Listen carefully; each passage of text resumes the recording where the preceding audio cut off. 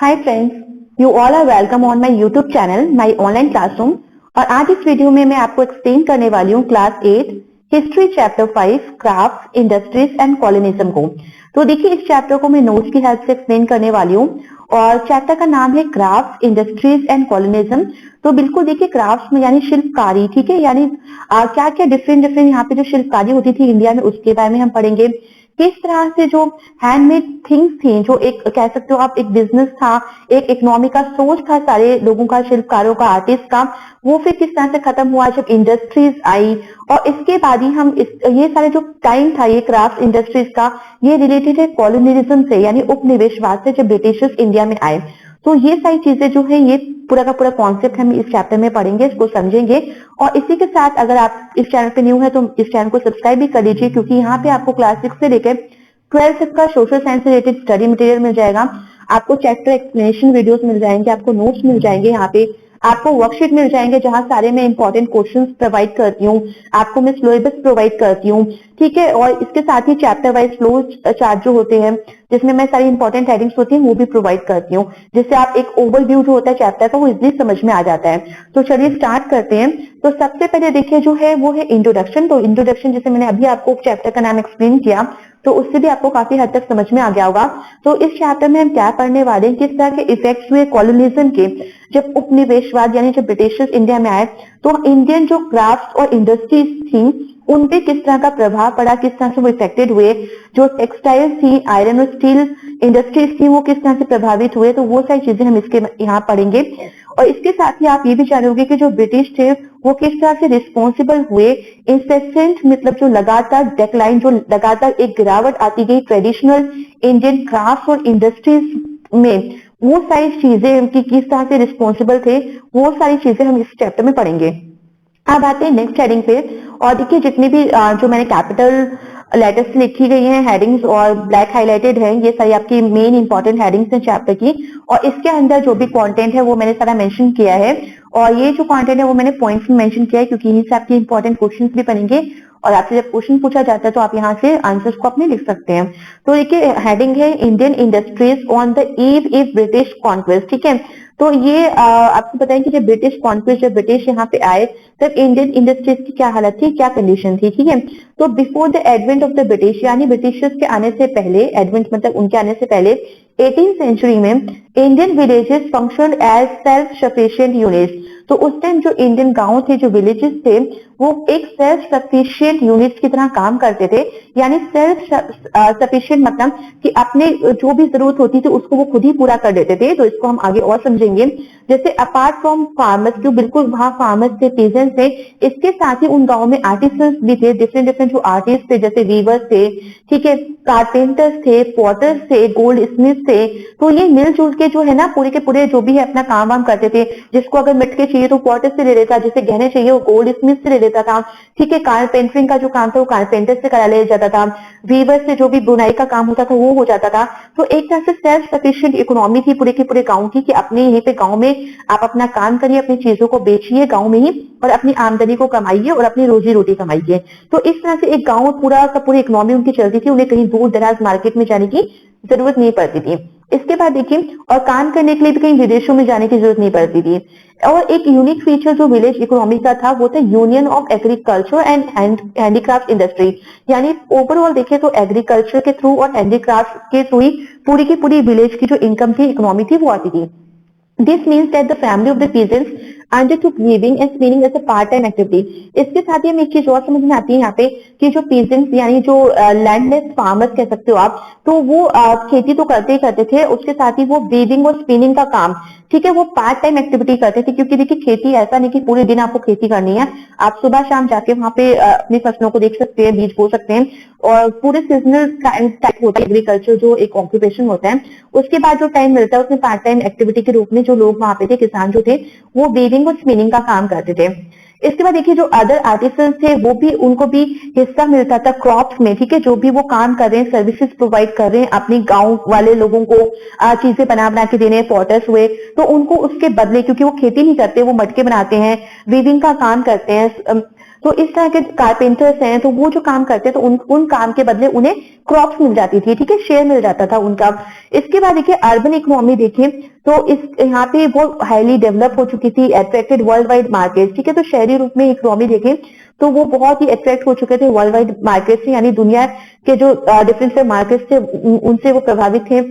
Indian cloth देखें तो particularly जो सिल्क और कॉटन था और Indian craft were known for the excellent quality and craftsmanship. तो इंडिया के जो चीजें थी जैसे इंडियन क्लोथ जो था, सिल्क और कॉटन जो था और इंडियन क्राफ्ट जो थे वो एक्सीलेंट क्वालिटी और क्राफ्टमैनशिप के लिए जाने जाते थे।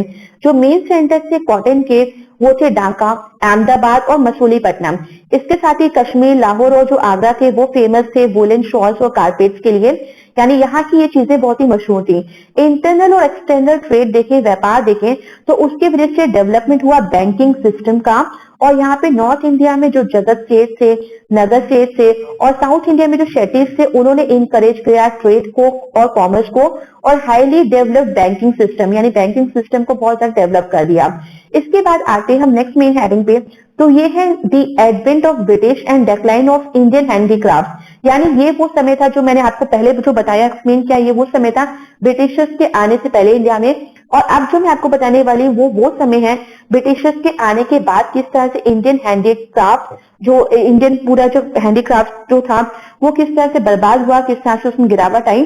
तो इंडियन हैंडीक्राफ्ट देखिए और जो टेक्सटाइल थी वो बहुत ही पॉपुलर थी और हाई डिमांड में थी यूरोप में, ठीक है। इन द ब्रिटिश जो मार्केट थी उसमें बहुत डिमांड थी इंडियन हैंडीक्राफ्ट की और टेक्सटाइल यानी कॉटन के कपड़ों की। ऑफिशियल्स देखें जो ईस्ट इंडिया कंपनी के जो ऑफिसर्स थे बहुत दिस प्रोडक्ट्स, ठीक है, वो यहाँ से ये सामान बहुत सस्ते दामों पे खरीद देते थे और यूरोपियन मार्केट्स और ब्रिटिश कंट्रीज में इनको हाई रेट से बेचते थे। और जो भी उनको प्रॉफिट होता था, बिल्कुल एक प्रॉफिट तो होगा ही, क्या था आप कोई चीज सस्ते दामों पे खरीद रहे हो उसको हायर रेट पे बेच रहे हो तो बीच का जो भी पैसा बचता था वो उनका प्रॉफिट होता था। और इसी तरह से ईस्ट इंडिया कंपनी बहुत ही प्रॉस्पर यानी फली फूली बहुत अमीर बन गई क्योंकि इस तरह के ह्यूज प्रॉफिट वो कमाने लगी। इंडियन टेक्सटाइल देखें इन दी यूरोपियन कंट्रीज में कौन कौन सी टेक्सटाइल थी जो बहुत ही पॉपुलर थी इंडिया की। तो यूरोपियन मार्केट्स में तो इंडिया की जो साउथ ईस्ट एशिया में, वेस्ट और सेंट्रल एशिया में, तो ये देखिए क्या क्या वैरायटीज थी कपड़ों की और टेक्सटाइल्स की, इंडियन टेक्सटाइल्स की।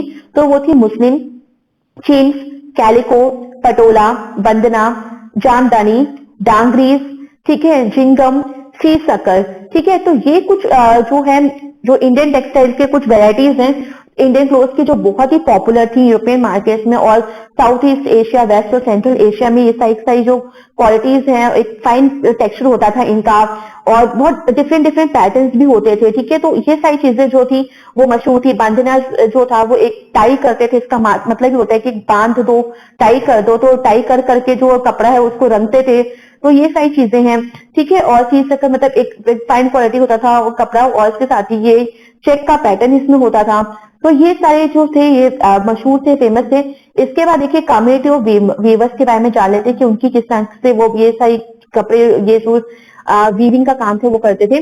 तो जो कम्युनिटी थी वीवर्स की यानी जो समूह था वो क्या करते थे, वो एकदम स्किल थे अपने आर्ट ऑफ वीविंग में और उनको हम जो पीपल थे जो आर्ट ऑफ वीविंग का काम करते थे उनको वीवर्स कहते थे।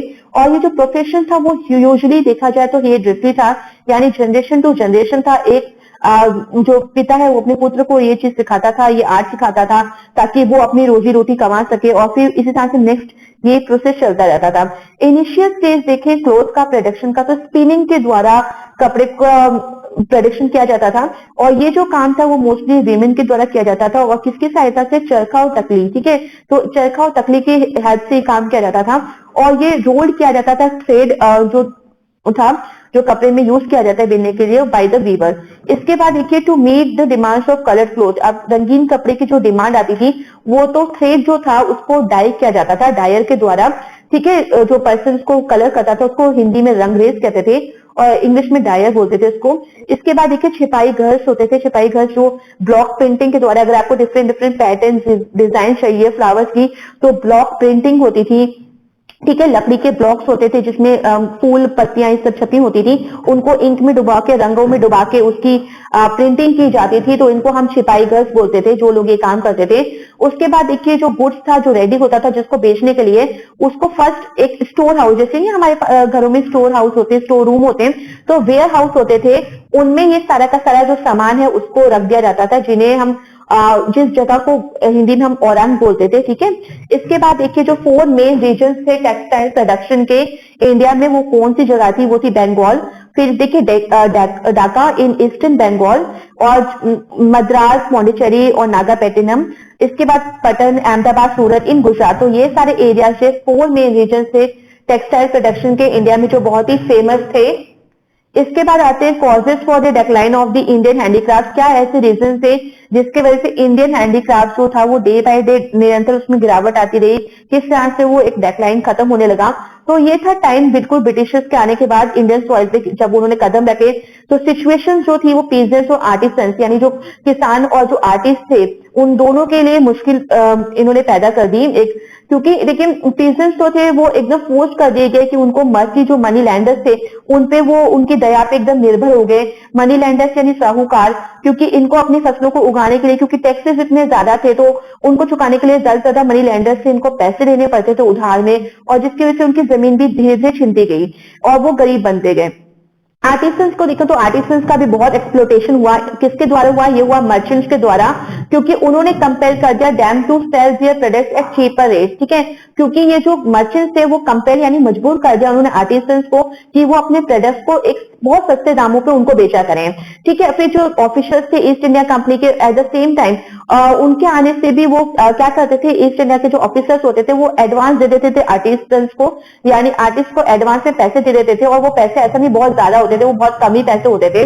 तो जब इन आर्टिस्ट जो थे वो एडवांस पैसे ले लेते थे, तो अगर कोई और ऑफर उनको देता था, अदर यूरोपियन कंपनी और कोई और मर्चेंट उनको ऑफर देता था और हाई रेट पे भी देता था, तो वो मना कर देते थे, क्योंकि उन्होंने पहले से एडवांस ले रखा था ईस्ट इंडिया कंपनी से। तो ईस्ट इंडिया कंपनी के ऑफिसर्स भी बहुत ये चालाकी थी उनकी कि वो पहले एडवांस देके एक तरह से उनको मजबूर कर देते थे, जिससे वो दूसरे यूरोपियन कंपनी और मर्चेंट्स के ऑर्डर्स ना लें और उनके सामान को ना बनाएं। इसके बाद आते हैं, देखिए स्टेटस क्या था आर्टिसंस का, वो transform form an independent worker हुआ वेज लेबर, ठीक है। तो आप देखिए जो स्टेटस था आर्टिसन का वो किस तरह से चेंज होगी उनकी जिंदगी। पहले वो एक इंडिपेंडेंट स्वतंत्र वर्कर के रूप में काम करते थे, बट आप देखो आप क्योंकि वो एडवांस लेके काम कर रहे हैं तो एक वेज लेबरर, ठीक है। तो आप वो सैलरी कह सकते हो कि उनको सैलरी मिलती है, तो वो एक नौकर बन गए, एक इंडिपेंडेंट वर्कर से अब वो एक नौकर बन गए सैलरी वाले। तो इस तरह से उनकी जिंदगी पूरी की पूरी ट्रांसफॉर्म हो गई, बदल गई। और देखिए इन 1720 में क्या हुआ, जो ब्रिटिश गवर्नमेंट थी उन्होंने कैलिको एक्ट भी पास किया। कैलिको एक्ट क्या था, इसने बैन कर दिया use of printed cotton textile chains in England, यानी इंग्लैंड में जो कॉटन टेक्सटाइल बहुत फेमस थी जो इंडिया की चेन्स, तो ये जो थी इसको बैन कर दिया गया। और इससे आप समझ सकते हो कि कितना नुकसान हुआ होगा इंडियन हैंडीक्राफ्ट का। इसके बाद देखिए जो इंडस्ट्रियल रेवोल्यूशन था वो भी ब्रिटेन में आ गया। और इंडस्ट्रियल रेवोल्यूशन क्या था, जब बहुत सारी इंडस्ट्रीज सेटअप हो गई और बहुत सारे प्रोडक्ट्स इंक्रीज बनाने लगे, उनकी प्रोडक्टिविटी बहुत ज्यादा बढ़ गई। और मशीन के आने से बिल्कुल आपको पता होना चाहिए कि लेबर रिड्यूस हो गया, टाइम सेव हो गया और पैसों की बचत हुई। तो इस वजह से क्या हुआ, बहुत सारे लेबर्स का लॉस भी यहाँ पे हुआ इंडस्ट्रियल रेवोल्यूशन, क्योंकि अब जो हैंडक्राफ्ट जो हाथों से बनी चीजों की इतनी डिमांड मार्केट में होने नहीं लगी, क्योंकि जो हाथों से बनी चीज होती थी बिल्कुल उसमें ज्यादा मेहनत लगती थी और ज्यादा लेबर लगता था, तो ज्यादा पैसों में वो चीज बेची जाती थी। पर मशीन मेड प्रोडक्ट जो था वो कम टाइम पे बन जाता था और किसी तरह की लेबर की रिक्वायरमेंट नहीं होती थी, तो और वो सस्ता भी होता था। तो काफी लोग जो थे बिल्कुल मार्केट में एज अ कंज्यूमर आप भी जाओगे तो आप सस्ती चीजें लेना पसंद करोगे in comparison of the high cost things. तो ये जो लॉस था ये काफी ज्यादा फेस किया इंडियन हैंडीक्राफ्ट ने। इसके बाद आते हैं स्टैब्लिशमेंट ऑफ कॉटन मिल्स। किस तरह से कॉटन मिल्स जो थी वो स्टैब्लिश हुई इंडिया में। तो यहाँ से आपका क्वेश्चन कई बार बनता है, तो याद रखिएगा ये क्लास 10 तक आपसे पूछा जाएगा। तो फर्स्ट कॉटन टेक्सटाइल मिल जो थी वो 1854 में बॉम्बे में सिचुएटेड हुई थी, स्टैब्लिश की गई थी इंडिया में। इसके साथ ही देखिए 1861 में जो मिल्स थी स्टैब्लिश की गई अहमदाबाद में। 1862 में एक और मिल सेटअप की गई कानपुर में। इसी तरह से इनिशियल ईयर्स में टेक्सटाइल इंडस्ट्री जो थे इंडिया में उनको कंपटीशन भी करना पड़ा with the cheap Britain made textiles, यानी इंडियन टेक्सटाइल को बहुत ही ज्यादा कंपटीशन करना पड़ा जो ब्रिटेन मेड टेक्सटाइल्स थी, क्योंकि वहां पे मशीन मेड प्रोडक्ट्स आते थे वो बहुत ही सस्ते हुआ करते थे और सब लोग उन्हीं को खरीदना चाहते थे। तो ये कंपटीशन भी फेस करना पड़ा इंडिया को। इसके साथ देखिए जो फर्स्ट वर्ल्ड वॉर था उसने भी एक देखिए किस तरह से डिक्लाइन हुआ imports from Britain to India, and this gave a tremendous impetus to growth and development of cotton mills in India. तो फर्स्ट वर्ल्ड वॉर में ऐसा हुआ ये जो इंपोर्ट्स थे ब्रिटेन से, ठीक है, टू इंडिया, वो थोड़ा सा चेंज हो गया। वो थोड़ा सा आप कह सकते हो कि इंपोर्ट्स जो था उसमें गिरावट आई और एक ट्रिमेंडस इम्पेटस यानी जो एक निरंतर आप कह सकते हो प्रेरणा जो मिली कि इंडियन टेक्सटाइल जो थी वो थोड़ी सी ग्रोथ होने लगी, कॉटन मिल्स जो थी वो इंडिया की वो डेवलप होने लगी, इंडियन फैक्ट्रीज जो थी उनको बोलने जाने लगा कि आप ज्यादा कपड़ा जो है उसको प्रोड्यूस करिए फॉर फुलफिलिंग मिलिट्री नीड्स, ठीक है, क्योंकि वॉर के टाइम में मिलिट्री नीड्स में आपको कपड़ों की जरूरत पड़ती है सोल्जर्स को देने के लिए, तो उसको फुलफिल करने के लिए इस तरह से यहाँ पे प्रोडक्शन स्टार्ट हुआ। अब आते हैं the rise and development of modern industries, तो किस तरह से मॉडर्न इंडस्ट्रीज जो है उनको डेवलप हुई, उनकी उत्पत्ति कैसे हुई। तो एस्टैब्लिशमेंट हुआ मॉडर्न इंडस्ट्रीज का, ये स्टार्ट हुआ इंडिया में second half of the 19th century, और British rulers were not in favour of an industrialise modern India. अच्छा, ब्रिटिश रूलर्स देखिए कोई ये ऐसा नहीं था, उनका मेन मोटिव ये नहीं था कि एकदम इंडस्ट्रियलाइज मॉडर्न इंडिया बना दीजिए यहाँ पे, तो इसके फेवर में तो वो नहीं थे। बट देखिए British brought in policies to deindustrialise India to the fullest. British का तो मोटिव ये था कि वो पूरा का पूरा इंडिया को डी इंडस्ट्रियलाइज कर दे और इंडिया टोटली दूसरी कंट्रीज पे डिपेंड हो जाए मार्केट के लिए, वहां से सामान लेने के लिए मजबूर हो जाए। But they were forced to introduce, but अपनी ही इच्छाओं को पूरी करने के लिए वो कुछ इस तरह मजबूर हो गए कि उन्होंने ना चाहते हुए भी इंडिया में कुछ ना कुछ डेवलपमेंट तो कर दी। तो उन्होंने डेवलप किया, इंट्रोड्यूस किया रेलवेज का, पोस्ट का, बैंकिंग का एक्सेट्रा, ठीक है। In Indian to maintain administration, यहाँ पे एडमिनिस्ट्रेशन को मेंटेन करने के लिए secure markets for European goods and collection of revenue from interior and far off areas. तो अपने व्यापार को बढ़ाने के लिए, ज्यादा से ज्यादा रेवेन्यू यानी टैक्स लेने के लिए उन्होंने ये सारी चीजों को इंट्रोड्यूस कर दिया इंडिया में। इसके बाद देखिए इन्हीं डेवलपमेंट की वजह से मॉडर्न इंडस्ट्रीज की भी इंडिया में शुरुआत हो गई, और जो डिमांड थी, जो क्लोथ मैन्युफैक्चरर्स था, स्पाइसेस थे, ट्रेडर्स ऑफ इंग्लैंड और जो ऑफिशियल थे ईस्ट इंडिया कंपनी के, डेवलप प्लांटेशन इंडस्ट्रीज इन इंडिया। तो उन्होंने ये सारी डिमांड्स को पूरा करने के लिए ये जो ईस्ट इंडिया कंपनी के खुद ऑफिसर्स थे उन्होंने डेवलप कर दिया प्लांटेशन इंडस्ट्रीज जो थे वो इंडिया में इन्होंने स्टार्ट कर दी, सेटअप कर दी। अब आते बढ़ते हैं आयरन एंड स्टील इंडस्ट्री के बारे में। तो प्रायर टू द ब्रिटिश, यानी ब्रिटिश से पूर्व के टाइम पे किस तरह से आयरन स्टील इंडस्ट्री था इंडिया में। तो even before the conquest of India by the British, यानी ब्रिटिशर्स ने जब इंडिया पे कॉन्क्वेस्ट यानी आक्रमण नहीं किया था, जीता नहीं था, तब आयरन और स्टील इंडस्ट्री उसने काफी फ्लरिश किया था इंडिया में, काफी पनपी थी यहाँ पे। और इसके साथ ही आयरन स्टील जो था वो रिक्वायर्ड किस लिए था, तो वो रिक्वायरमेंट होता है स्वास्थ्य, ठीक है, तलवार बनाने के लिए, आर्म्स बनाने के लिए, आर्मर्स यानी जो कवच होता है उसको बनाने के लिए, और अदर जो भी वॉर के इंप्लीमेंट्स और थिंग्स यूज होते हैं उनको बनाने के लिए, चीफ के लिए, नवाब के लिए, और जो रूलर्स थे इंडिया में उनके लिए चीजों को बनाने के लिए आयरन और स्टील का उपयोग होता था। अच्छा, साउथ इंडिया में देखिए, साउथ इंडिया बहुत ही स्पेशलाइज था, बहुत ही फेमस था।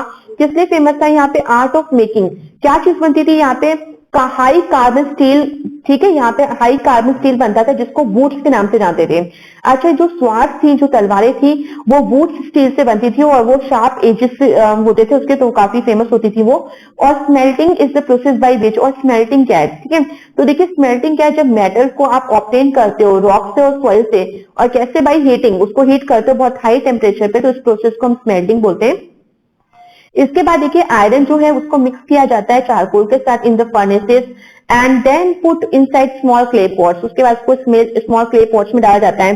देन उसके बाद जो मिक्सचर है उसको हाई टेम्परेचर पे कह सकते हो आप, उसको रखा जाता है जिससे कि प्रोड्यूस होता है स्टील। इसके बाद आते हैं under the British rule, British rule के अंदर किस तरह से आयरन स्टील जो था वो किस तरह से चेंज हुआ, क्या हुआ। तो पॉपुलैरिटी जो थी वुड स्टील की वो धीरे धीरे जो थी वो खो गई कहीं जब ब्रिटिश आए इंडिया में, और पूरा का पूरा जो प्रोडक्शन था वो धीरे धीरे कम होता गया मिड 19th सेंचुरी तक। मेन रीजंस क्या थे इसके? तो जो रूलर्स थे lost their states to the British and consequently their demands for swords armour decline sharply. तो बहुत एक सिंपल सा रीजन कि ब्रिटिशर्स के आने के बाद ब्रिटिशर्स ने किस तरह से यहाँ के राजाओं को हरा हरा के उनकी टेरिटरीज को जीत लिया। तो जब राजा ही नहीं रहे तो जो डिमांड थी तलवारों की और जो कवचों की, आर्मर्स की, तो वो धीरे धीरे अपने आप ही कम होती गई। ब्रिटिश के आने के बाद देखिए ब्रिटिशर्स ने किस तरह से इंपोर्ट करना शुरू कर दिया आयरन और स्टील के इक्विपमेंट्स को, manufacture in their home country to be used in India, और जो इनके वहां पे इनके होम कंट्री में जो चीजें मैन्युफैक्चर होती थी उसका उपयोग करना इन्होंने शुरू कर दिया इंडिया में। और दे फोर्स आयरन में जो आयरन स्मिथ्स होते तो उनको वो फोर्स करते थे कि India to use them in the making of utensils and implements. तो जो आयरन जो इनके खुद की कंट्री में यानी ब्रिटेन में जो बनता था उसको वहां से आयरन लाते थे, वहां का बना हुआ, और यहाँ के इंडियन आयरन स्मिथ को मजबूर करते थे, बोलते थे कि आप इसी के जो भी यूटेंसिल्स और जो भी इंप्लीमेंट्स है इसी के बनाइए, यहाँ के वाली चीज से ना बनाइए। तो इस तरह से जो आप देख सकते हो कि आयरन और स्टील जो इतना फेमस नहीं हो पाया इंडिया में ब्रिटिशर्स के आने के बाद, और British prevented the people from entering the reserve forest. इसके साथ ही ब्रिटिशर्स ने रिजर्व फॉरेस्ट भी कर दिया, यानी जो फॉरेस्ट थे जंगल, उनको भी कुछ एरियाज को रिजर्व फॉरेस्ट कर दिया, और वहां पे लोगों का आना जाना बिल्कुल मना कर दिया। तो आने जाना मना करने से क्या हो गया कि this deprive the smelters of would, क्योंकि जब स्मेल्टर्स से जो स्मेल्टिंग का काम करते थे, आयरन स्टील का प्रोडक्शन करते थे, तो उनको बिल्कुल आग जलाने के लिए वुड की जरूरत पड़ती थी। तो जो भी प्रोडक्शन चाहिए उनको for the production of charcoal, तो वो रिजर्व फॉरेस्ट में जाके फिर जंगलों से लकड़ियां मिलती थी, तो उनको जब मना कर दिया तो वो वहां से लकड़ियां नहीं ला पाते थे। तो इस तरह से स्मेल्टर्स का भी काफी ज्यादा लॉस हुआ। Furnaces were mostly located in dense forest areas that has large reserves of wood। ठीक है, और the officers of the company levied high taxes on the smelters for the use of the furnaces. यहाँ तक कि जो furnaces थे वो भी बहुत ही घने जंगलों में लगाए थे स्मेल्टर्स ने, ताकि क्योंकि वहां से आसानी से उनको वुड प्राप्त हो जाती थी, मिल जाती थी। तो घने जंगलों में ज्यादा लकड़ियां भी होती हैं, रिजर्व होती हैं, वो रिजर्व होते हैं वुड के। बट जो ऑफिसर्स थे उन्होंने वही एरियाज को रिजर्व फॉरेस्ट कर दिया, जिससे कि स्मेल्टर्स उन जगहों पे जाने की उनको परमिशन नहीं थी, और उन फर्नेसेस को अगर वो इस्तेमाल करना चाहते हैं तो उनको हाई टैक्सेस, ठीक है, लेविड मतलब टैक्सेस लगा दिए ब्रिटिशर्स ने, तो ये हाई टैक्सेस उनको पे करने पड़ते थे। तो पहले ही आमदनी नहीं है और फिर टैक्सेस देने से तो उनकी हालत और भी खराब हो गई। अब आते हैं टिस्को पे। तो टिस्को देखिए क्या था, तो टिस्को एक टाटा, इसका फुल फॉर्म है टाटा आयरन स्टील कंपनी। ये सेटअप हुई थी जमशेदपुर में 1907 में, और किसके द्वारा, जमशेदजी टाटा के द्वारा। ये रिवर सुपरनेरेका है, उसके किनारे पे इसको बनाया गया फैक्ट्री को, इस इंडस्ट्री को। और मैनी मोर जो इंडस्ट्रीज हैं वो भी डेवलप हुई हैं साइड बाय साइड इसके, जैसे शुगर है, पेपर है, सीमेंट है, हैवी केमिकल्स, मैश और सिल्क यार्न इंडस्ट्रीज। ठीक है, तो ये सारी इंडस्ट्रीज सेटअप की गई है। And about turn for the Indian industries came, तो एक टर्न जब आया वो किस ईयर में आया, वो आया 1912 में, when TISCO begin producing steel, जब टिस्को ने स्टार्ट कर दिया steel production. Before that all the steel was imported from Britain for use in railways. इससे पहले जितनी भी यूज होता था, जो भी इंपोर्ट होता था, वो होता था ब्रिटेन से। ठीक है, जो भी स्टील यूज होती थी रेलवेज वगैरह के लिए, तो वो ब्रिटेन से लाई जाती थी। ब्रिटिश ऑफिशियल जो थे वो thought the Indian industries were not capable for the production of good quality of steel, और ब्रिटिश ऑफिशियल्स का मानना था कि इंडियन इंडस्ट्री कितनी भी सेटअप हो जाए, पर जो गुड क्वालिटी स्टील की होती थी वो इंडिया में प्रोड्यूस हो ही नहीं सकती, इंडियन इंडस्ट्रीज को प्रोड्यूस कर ही नहीं सकते। तो ये सोच थी ब्रिटिश ऑफिसर्स की। इसके साथ ही आउटब्रेक यानी जब फर्स्ट वर्ल्ड वॉर स्टार्ट हुआ 1914 में, तो इसकी वजह से स्टील इंपोर्ट जो थे, जो ब्रिटेन से आते थे, वो भी काफी डिक्लाइन हुआ, क्योंकि जो स्टील प्रोड्यूस होती थी ब्रिटेन में, वो पूरी की पूरी डिमांड जो वॉर, यूरोप में वॉर हो रहा था, वो वॉर में जितने भी रिक्वायरमेंट होती थी उस डिमांड को जो था ये फुलफिल करते थे। TISCO became the biggest steel industry in India under imperial rule, और इसके साथ ही लास्ट में जो टिस्को था वो एक बहुत ही बड़ी बिगेस्ट स्टील इंडस्ट्री की तरह यहाँ पे उसकी कह सकते हो एकदम मैन्युफैक्चर हुआ, वहां पे प्रोडक्शन हुआ, और एकदम बिगेस्ट स्टील इंडस्ट्री के नाम से वो जाने जाने लगी इंडिया की। और ये कब जाने जाने लगी, इंपेरियलिस्ट रूल, यानी जो साम्राज्यवाद था, इंपेरियलिस्ट रूल था, जो ब्रिटिशर्स का रूल था, उसके टाइम पे इंडियन इंडस्ट्री कोई ऐसी टिस्को जो थी वो फर्स्ट इंडियन इंडस्ट्री थी जो बिगेस्ट स्टील इंडस्ट्री के नाम से जाने जाने लगी। तो आई होप ये चैप्टर आपको समझ में आ गया होगा। तो thank you everyone, and please like share subscribe this channel for more update. और साथ ही देखिए, आप मेरे चैनल पे जब आते हो तो आप प्लेलिस्ट ऑप्शन पे चले जाइए, क्योंकि वहां भी आपको इस तरह के नोट्स आपके चैप्टर वाइज आपको मिल जाएंगे।